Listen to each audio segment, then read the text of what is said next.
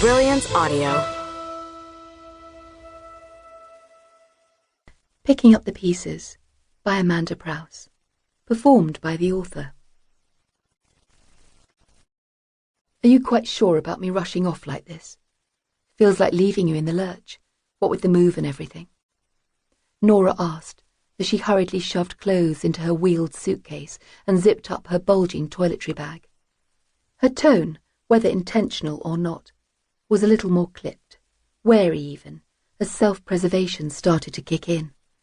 If this man no longer loved her, indeed wanted to end their marriage, then it was probably best a certain formality was established from now on.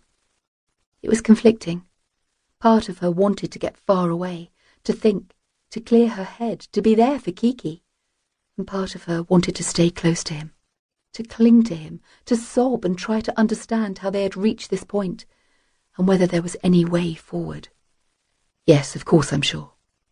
Gordy spoke calmly, and the reassurance of his words cut her, the reminder of what they were about to lose. Kiki needs you. Ted needs you more, and packing up here and shifting boxes is not something you need to be worrying about. He spoke with a certain melancholy that was reflective and not unkind. Because pretty soon packing up and shifting boxes won't be anything to do with me, she fired back as she pushed down on her suitcase, trying to encourage the zip to meet.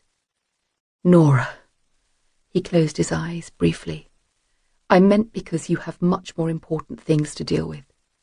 There's no large family to take over. We are the ones holding the reins. And he was right.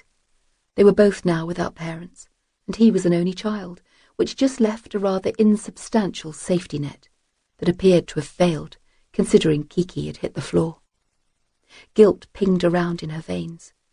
She and her sister weren't close. They spoke infrequently, had seen each other only once in the last 3 years.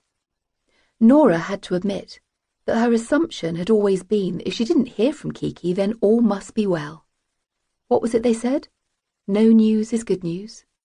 Their 12-year age gap meant they had little in common. Nora had already been a fully fledged teen when Kiki played with building blocks. Plus, they'd never lived together, other than Nora's brief visits to Nana Dilly during her school holidays, before the day Kiki ran out and nearly got killed, all because of Nora. I guess so, she sighed. You go, he asserted. I can take care of everything here.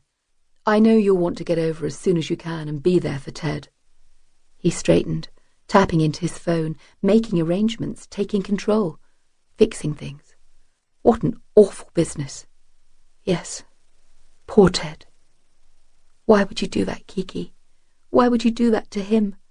You know what it's like to be left in the gaping hole it leaves inside you. These thoughts felt at best unkind, and she swallowed them. But it was the truth. She found it hard to fathom how anyone could contemplate suicide when they knew what it felt like to grow up without parents providing a haven. Although at least Kiki, no more than a baby, didn't have to mourn all that Nora recalled and had lost. Her little sister was free to create the most perfect imaginary parents, who were loving, engaged and devoted, whereas Nora's lived experience was somewhat different. Do whatever you need to.